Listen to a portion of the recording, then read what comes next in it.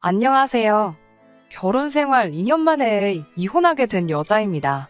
저라고 잘한 건 없지만 그래도 사연 들으시는 분들이 저 대신에 그 사람들 욕 좀 시원하게 한번 해주신다면 제 마음이라도 혹시 조금이나마 후련해질까 싶어서 이렇게 사연 한번 적어봅니다. 저한테는 오빠가 한 명 있어요. 34인데 아직도 장가를 못 간 오빠예요. 어려서부터 아들 소중히 하는 집안 분위기에 저는 사실 오빠랑은 사이가 썩 좋지 못했어요.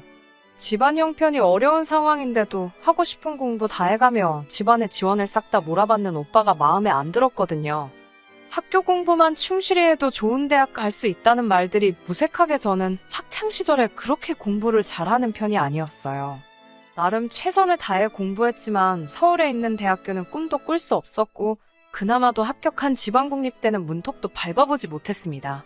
그런 대학 나와서 뭐에 쓰냐고 헛돈 쓸 바에 돈이나 벌라는 부모님 덕분에 말이지요. 그래서 근처에 있는 전문대에 들어가게 되었고 졸업하고부터 근처에 있는 평범한 중소기업에 들어가서 격리일을 하게 되었습니다. 아무튼 제가 취직을 하고 나서 우연찮게 남편과 만나게 되었습니다. 홀어머니 밑에서 자라온 남편도 집안 형편 때문에 대학을 가지 못한 상황이었지만 그래도 저처럼 어찌어찌 그 환경 이겨내고 열심히 사는 사람처럼 보였습니다. 중고차 영업소에서 영업사원을 하던 남편과 저는 연애를 하게 되었고 별다른 문제 없이 만남을 이어오다가 결혼을 하게 되었습니다. 결혼 이야기가 오가면서 시어머니께서 아들 장가갈 때를 위해 평생을 아끼고 모아온 돈이라고 하시면서 8천만 원이 든 통장을 건네주셨습니다. 시어머니는 참 기품 있어 보였고 아들 자식이라고 하나 있는데 여태껏 공부 못 시켜준 게 한이라며 돌이켜보니 이 돈을 아들한테 투자했으면 좋았을 걸 이제 와서 생각해보니 후회만 남는다고 하시더라고요. 이제 와서 후회해봐야 늦었고 내 가진 거 전부 털어서라도 앞으로 아들 인생 행복하게 해주고 싶다며 자기는 혼자 알아서 살 길을 찾을 테니 이 돈은 신혼집구 하는데 보태라고 하시더군요. 시어머니는 참 좋은 분 같았습니다. 그때는 이게 다 연기라는 걸 당연히 생각해본 적이 없었지요. 지방 중소도시인지라 제가 모아놓은 돈 전 남편이 모아놓은 돈에서 근처에 있는 재개발 소식이 있는 적당한 아파트를 구할 수 있었는데 전 남편은 그 집에는 들어가기 싫다고 하더라고요. 한동안은 맞벌이를 할 생각이 있었기 때문에 삐까번쩍한 집이 필요하지 않았는데 전 남편은 영업사원인 자기를 보는 눈이 많고 후배 양성도 해야 하기 때문에 허덕이며 사는 듯하게 보이면 이 바닥에서 올라오기 힘들다는 말을 꺼내며 신축 아파트에 살아야 한다며 노래를 부르더라고요. 그건 조금 아니지 않냐고 반대를 했는데 남편 말이 자기 수입은 자기가 파는 차 대수와 직접적인 연관이 있기 때문에 영업사원으로 성공하려면 남들에게 보이는 게 더 중요하다고 저를 설득하더라고요. 그래서 하는 수 없이 남편이 원하던 신축 아파트에 월세로 들어가게 되었습니다. 혼수와 예단 이야기가 오고 가는 과정에서도 남편은 남의 집에 사는데 혼수를 좋은 걸로 채울 필요가 뭐가 있냐면서 자기에게 투자를 하라는 식으로 말을 해왔습니다. 연식이 된 중고차지만 외제차부터 남편이 입을 정장에 명품 시계까지 하니 제가 모은 돈 가지고는 아무리 혼수를 적당한 걸로 구한다고 할지라도 한참 모자라더라고요. 친정 부모님께 손 벌리기 싫었지만 이야기를 하지 않을 수 없었습니다. 그때쯤 오빠도 좋은 직장에 취직이 된 터라 웬일로 부모님께서 여태 희생만 해오고 고생했는데 결혼만큼은 모자라게 하지 말라고 하시며 2천만 원을 선뜻 지원해 주셨고요. 그런데 그러던 와중에 또 오빠와의 마찰이 있었습니다. 오빠는 일단 첫째인 자기를 두고 제가 먼저 결혼하게 된다는 사실부터 못마땅하게 생각하는 듯 보였고 오빠 입장에서는 자기가 장가갈 때도 부모님 지원을 받아야 하는데 사람 일이 어떻게 될지 모른다고 저한테 목돈이 들어갔을 때 만에 하나 자기가 지원을 받을 때 조금 모자랄 수도 있지 않겠냐는 말도 안 되는 이유로 반대를 해왔습니다. 오빠와는 한참을 싸웠죠. 당장 제가 결혼을 한 해 만에 하는 상황에서 아들이라는 이유 하나만으로 그동안 집안의 지원이란 지원은 싹 다 받아왔으면서 끝까지 양보 못하는 모습이 너무 화가 나더라고요. 그래도 이번만큼은 부모님이 제 편을 들어주셨습니다. 무조건 안 된다고 바득바득 우기는 오빠를 설득해 주시긴 했지만 그게 제 편을 들어주셨다기보다도 겨우 2천만 원인데 뭐 어떠냐 하는 식으로 무마해 주셨죠. 저는 결국 결혼을 하게 되었습니다. 오빠는 제 결혼식에조차 오지 않았고요. 아무튼 그렇게 어찌저찌 결혼식을 올리고 저는 전 남편과 살게 되었습니다. 오빠와는 결혼식 이후로는 거의 서로 없는 사람처럼 지내게 되었고 부모님께서 오빠를 설득해줄 때 2천만 원이면 싸게 먹히는 것 아니냐는 듯이 저를 보내버린 태도에 크게 실망해서 친정과도 거의 연을 끊듯 살아왔습니다.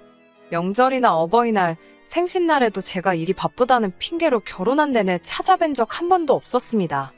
결혼 생활은 연애할 때와는 다르게 행복하지만은 않았습니다.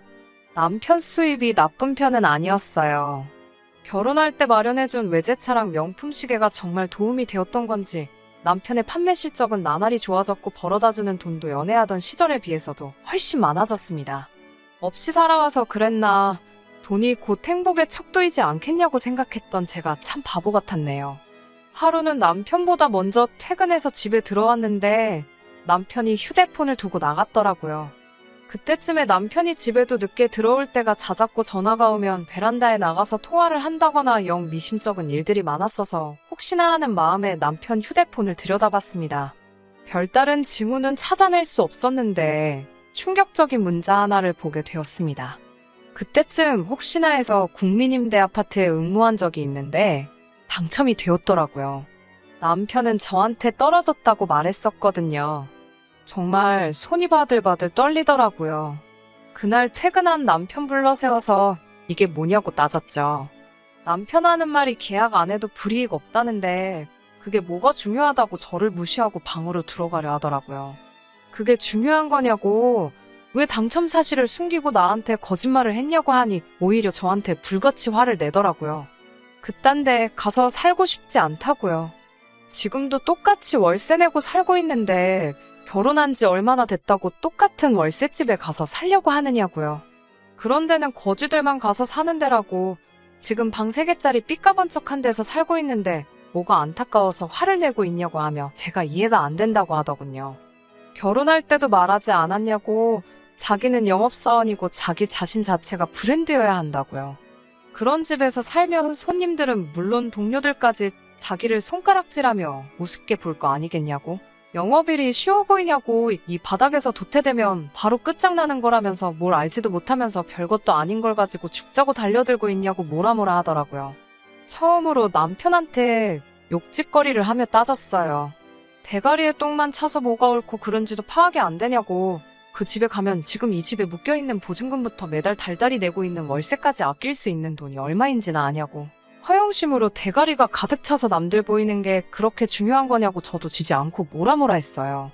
남편 말이 100% 틀렸다고 볼 순 없지만 보증금으로 묶여있는 돈도 적은 돈이 아닌데다가 임대주택에 간다고 해도 말 그대로 임대이기 때문에 거기서 보증금 아끼고 월세 혜택 받으면서 저희는 그대로 무주택자로 있는 거기 때문에 돈이 충분히 더 모인 시점에 새로 청약을 응모할 수 있는데, 그러면 그때 가서는 이런 브랜드 아파트 월세가 아니라 자가로 살게 될 수도 있는 상황인데 당장 아파트 브랜드가 마음에 안 든다는 이유로 저도 어떻게든 돈 한 푼 더 벌어보겠다고 바득바득 회사 나가면서 일하고 세탁기도 좀 더 크고 좋은 걸로 바꾸고 싶은데도 참고 살고 있는 상황인데 남들이 자기 어떻게 보는지가 더 중요하다고 우겨대는 꼬라지를 보니까 용서가 되지 않더라고요.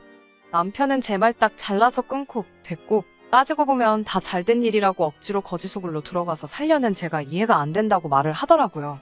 오히려 자기 때문에 이사비용 굳었으니 돈 번 거라고 하면서 어차피 지나간 거 되돌릴 수도 없는데 이걸 가지고 자꾸 말 꺼내서 뭐 하겠냐며. 더 말하면 자기도 가만히 있지 않겠다고 성질을 부리고 방으로 들어가더군요. 정말 제 속이 시꺼멓게 타들어가는 것 같았습니다. 어떻게 한 방 먹여주고 싶었는데 방법이 없더라고요. 그동안도 사소한 일로 다투는 일이 있었으면 그날 저녁을 일부러 맵게 하거나 했었거든요. 이 인간이 매운 걸 하나도 못 먹어서요. 저도 맵게 먹어서 땀 한 번 뻘뻘 흘리고 그걸로 스트레스 한 번 풀거나 하는 식이었는데 이렇게 사소하게 복수한다고 풀릴 화가 아니라는 건 누구보다 제가 더 잘 알고 있었습니다. 어떻게 이러지도 못하고 저러지도 못하고 그 뒤로부터는 남편과는 벙어리 냉가슴 앓듯이 냉전 상태로 있었어요. 남편이 먼저 화해의 제스처를 취하기는 했지만 제가 받아주지 않았습니다. 남편 말대로 이미 엎질러진 물인데 지난 일 가지고 제가 너무 오래 끄나. 내가 이렇게 속이 좁은 사람이었나 하는 생각도 들었지만 이번에 확실히 짚고 넘어가지 않으면 앞으로도 이 멍청한 사람이 저 없이 또 말도 안 되는 결정을 내리지 않을까 하는 우려에 쉽게 받아주지 않고 있었어요. 매번 먼저 화해하자고 나서던 남편을 계속 무시하니 남편도 더 이상 저한테 화를 풀기 위해 나서는 일은 없었고, 그렇게 서로 신경만 곤두세워가며 하루하루 보내던 어느 날이었습니다. 남편이 저에게는 말도 없이 집에 시어머니를 모시고 오더라고요. 시어머니가 저희 집에서 가까운 곳에 살기는 하셨지만 그동안 교류는 따로 없었거든요. 그러니 여기서 갑자기 시어머니의 등장은 의외라고 생각했습니다. 시어머니께서는 저희가 자주 찾아오는 것마저도 불편해 하시던 분이었거든요. 신혼부부인데 둘이서 알콩달콩 재미지게 사는 게 최고지 않겠냐며, 괜히 자기한테 신경 쓰다가 며느리가 부담감 느끼면 그 영향이 아들한테 바로 간다고 하시며 거리를 두시던 분이었거든요. 거기에 제가 친정부모님과 틀어진 상황을 알고 계셔서 그런지 너무 시댁에만 목매다는 것도 불공평하지 않냐며 온갖 쿨한 척은 다 하시며 스스로 깨어있는 시어머니 흉내내시던 분이었어요. 그런데 찾아와서 하시는 말씀은 여태껏 보여주신 모습과 결혼할 때 호언장담하신 부분과는 전혀 다른 이야기였습니다. 이제 여기 와서 살아야겠다고 대뜸 합가를 제안하시더군요. 아니, 제안하신다는 말도 아깝고 일방적으로 이제 자기가 살던 집 정리하고 들어와서 살 테니 준비해라 라는 말을 하셨어요. 어머님이 홀몸이시니 언젠가 모셔야 될 때가 오지 않을까 생각한 적도 있습니다. 그럼 뭐가 문제냐 하시는 분들도 계시겠지만 생각도 못한 상황에서 그렇게 하겠다고 곧바로 정할 문제도 아니었고, 무엇보다 어머님은 나이가 엄청 많으신 편이 아닌데다가 동네에 있는 식당이기는 하지만 제대로 월급 받고 일도 하고 계셨거든요. 그렇다고 살 곳이 없으신 것도 아니고 작은 빌라지만 본인 명의로 가지고 계셨거든요. 그런데 이제 와서 혼자 살기 적적하다, 일하는 것도 이제 힘에 부치고 나도 남들처럼 아들 며느리 효도받으며 한번 살아보자 말을 하시더군요. 제 생각일랑 한번 물어보지 않으셨고 이건 거의 통보에 가까웠습니다. 어머님께 갑자기 왜 이러시냐 했더니 시어머니는 저한테 머리가 있으면 생각이라는 걸 해보라고 하시더군요. 둘이 사는데 이런 커다란 집에 뭐가 필요하냐고, 신혼생활 신축 아파트에서 2년 했으면 충분히 한 거 아니지 않느냐며 저에게 호통을 치시더군요. 그러면서 저를 나무란다고 하는 말이 요즘 젊은 애들은 무슨 생각을 하면서 사는지 모르겠다고 저보고 씀씀이가 너무 해픈 것 아니냐 뭐라 하시더라고요. 결혼 전에 온갖 가지 똘망똘망한 척은 다 해서 믿고 맡겼더니 우리 아들이 사람들 비윗장 맞추며 힘들게 벌어온 돈 허투루 써대면서 거덜내고 있는 것 같다며, 본인이 합가를 하고 나면 우리들 돈 관리도 직접 해주시겠다며 그렇게 알라고 하시더라고요. 이 집에서 살자고 한 건 제가 아니고 남편이라고, 그리고 일전에 그 청약 당첨된 사실 숨기고 쓸데없이 월세로 돈 낭비하기로 정한 건 제가 아니라 어머님 아들이라고 따져 물었습니다. 남편이라는 놈이 중간에서 말을 어떻게 전한 건지는 모르겠지만 아무래도 그날 사건을 이유로 저한테 앙심을 품고 시어머니에게 없는 말을 지어내서 전한 것처럼 보였습니다. 그리고 좀처럼 제가 풀 생각을 하지 않으니 어디 한번 당해보란 듯이 합가를 하겠다는 이유로 시어머니를 꼬드긴 것이었죠. 이 집안의 남편과 제가 서로 대립을 하고 있으니 무조건적으로 자기 편을 들어줄 시어머니를 앞세워서 경제권도 빼앗고 결정권마저 다수결로 유리하게 이끌어가려고 하는 속내가 뻔히 보였습니다. 모신다고 못 모실 것도 없지만 이런 식으로 시어머니와 합가를 할 생각은 없었습니다. 모시게 된다면 정말 어머님께서 혼자서 아무것도 하지 못하는 때가 오면이라고 생각했다.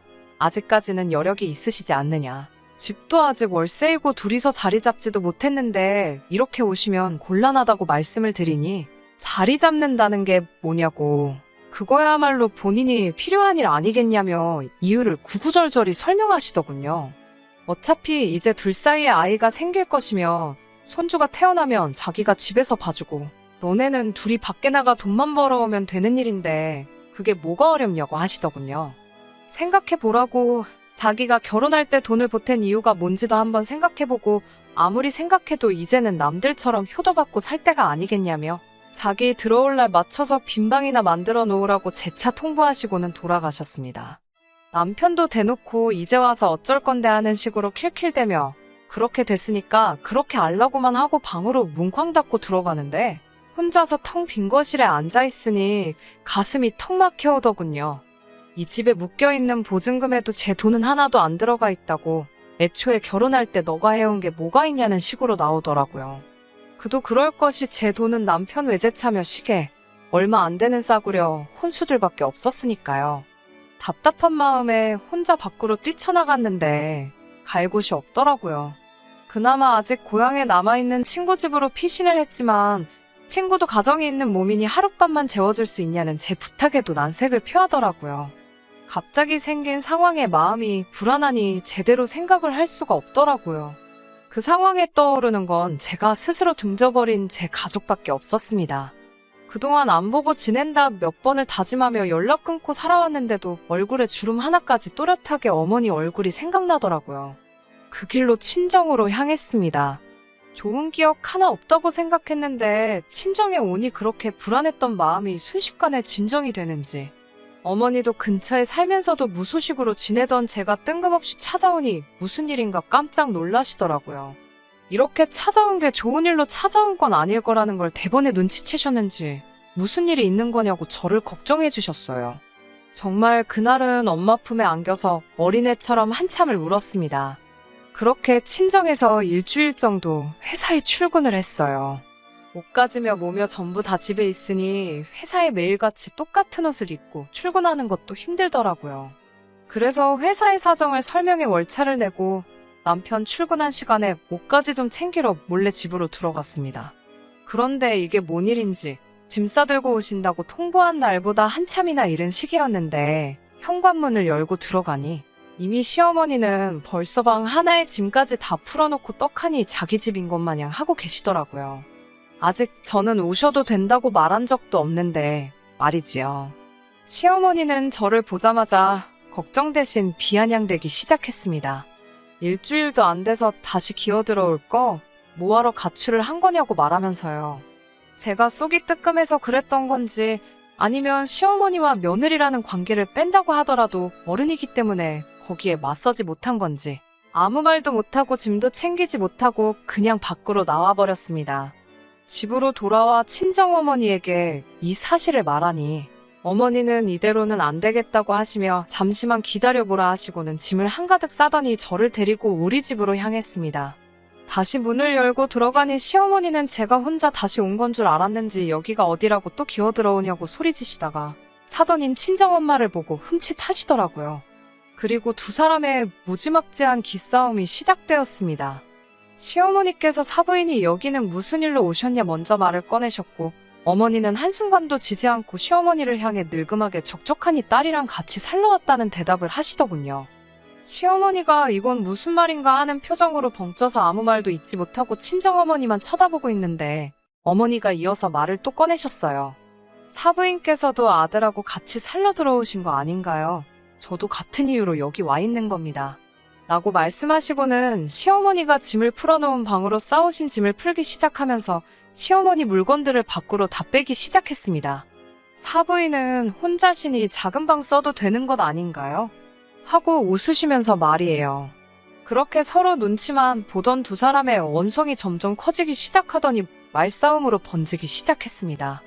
그렇게 한참 큰 소리가 오가며 실랑이가 벌어지고 있는 가운데 현관문 비밀번호가 눌리는 소리가 나더니 남편이 들어왔어요.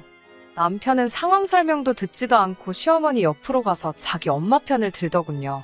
저와 친정엄마가 시어머니를 머릿수로 압도하고 있다고 해도 남자인 남편이 와서 언성을 높이고 있으니 상황이 또 급변하기 시작했어요. 저희 쪽에서 이 집에 기여한 게 뭐가 있냐며 보증금도 자기들 돈이고 저보고 아무것도 없이 와서 이 집에 얹혀 사는 주제에 실질적인 가장이 결정한 일에 토를 단다고 생색을 내는 말에 갑자기 그동안 참아왔던 열이 확 오르더라고요. 저는 그 길로 옷방으로 쓰고 있던 작은 방으로 달려갔어요. 그리고 제가 결혼할 때 해준 명품 시계를 꺼내 바닥으로 던져서 아주 개박살을 내버렸습니다. 정장도 홀랑 꺼내서 가위로 다 잘라버렸어요. 따라 들어온 남편이 박살난 시계를 보더니 제 멱살을 잡더군요. 아무리 비싼 시계라지만 저와 함께한 시간이 얼마인데 시계 하나 박살난 걸 가지고 저러니 같이 지내온 시간이 다 무언가 싶었습니다. 제가 멱살을 잡혀있는 걸 보고 친정어머니도 눈이 뒤집혀서 남편에게 달려들었지만 남자 힘을 이겨낼 수가 있나요? 어머니는 곧장 내동댕이 쳐졌고 저는 머리채까지 잡혀 밖으로 끌려 나오는 와중에 또 한 번 현관문이 열리는 소리가 들렸습니다. 어머니 연락을 받고 퇴근하고 곧장 이리로 오신 친정아버지였습니다. 혼자 오신 게 아니라 저랑 연을 끄는 오빠까지 데리고 오셨어요.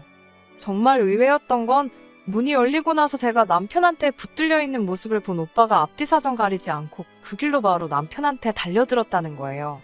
공부만 했던 샌님이 취미로 유도를 하던 남편을 이길 리는 만무하죠.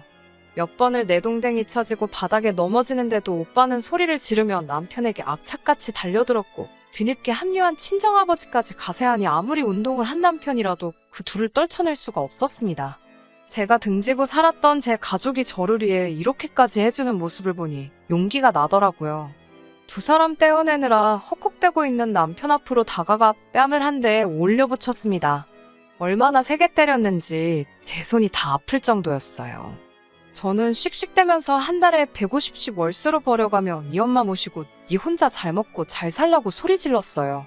시어머니한테도 가출하고 기어들어온 게 아니라 내 물건 가져가려고 온 거라고, 이혼할 거니까 아들한테 잔뜩 효도받으며 남은 여생 즐기라고 말하고 밖으로 나왔습니다. 나오는 길에 주차장에 서 있는 남편 차가 보이길래 구둣발로 몇 번 걷어차주고 나왔습니다. 별로 튼튼하지도 않은 차가 뭐가 그렇게 비싼 건지 흠집나고 유리 깨지는 건 국산차랑 똑같더라고요. 부모님도 부모님이지만 저를 엄청 싫어하는 줄만 알았던 오빠가 만신창이가 되어 있는 모습을 보니 눈물이 저절로 나오더라고요. 오빠 말로는 남편이 첫인상부터 좋지가 않아 그때는 나름 결혼을 말리고 싶던 마음에 그렇게 말을 했던 거라고, 오해가 있다면 풀면 되지 않겠느냐며 저에게 그동안의 일을 사과해왔어요. 오빠가 다니는 회사 법무팀 인맥으로 솜씨 좋은 이혼 변호사를 소개받게 되었고 재판 과정에서 파탄의 원인이 된 남편에게 위자료를 청구받을 수 있었습니다. 혼인기간이 짧아 재산 분할이 안 된다는 말을 들었는데 제가 맞벌이하면서 벌어온 돈과 재산을 늘리기 위해 기여한 부분을 인정받아 아파트 보증금으로 묶여있는 돈과 저축한 금액의 30%를 받게 되었습니다. 남편이 벌이가 늘었다 한들 외벌이로 브랜드 아파트의 월세와 외제차 유지비를 감당하기 힘들었는지 다시 시어머니가 살던 작은 빌라로 들어갔다고 하네요. 거기에 아내를 두들겨 팼다는 안 좋은 소문이 돌기 시작하더니 남편이 결혼 전에 말한 대로 남들 보는 눈이 있어서 그랬나, 이 지역에서는 더 이상 장사하기 힘들 정도가 돼요. 결국 시어머니 혼자 살던 작은 빌라까지 정리해서 더 작은 지방으로 이사를 가게 되었다는 소식까지 들었습니다. 정말 바람만 조금 불어도 날아갈 것 같은 샌님인 오빠가 남편에게 달려들었던 생각을 하면 아직도 고맙기도 하고 웃음도 나고 하네요. 남편은 말 그대로 남의 편이었을 뿐이고 오직 제 편을 들어주는 건 아무리 미워도 제 가족밖에 없다는 생각이 듭니다. 저도 아픈 과거 딛고 일어나 얼마 전에 새로운 직장을 구하게 되었고 이제 가족들과 함께 새로운 출발을 준비하고 있습니다. 댓글로라도 제 전남편 욕이라도 한번 시원하게 해주시고 앞으로 저한테도 좋은 일과 좋은 만남이 있기를 바라주신다면 참 감사하겠습니다. 이만 사연 마치도록 하겠습니다. 끝까지 들어주셔서 감사합니다. 오늘의 사연은 여기까지입니다. 구독과 좋아요, 알람 설정 부탁드리고 더 좋은 사연으로 다시 찾아뵙겠습니다. 감사합니다.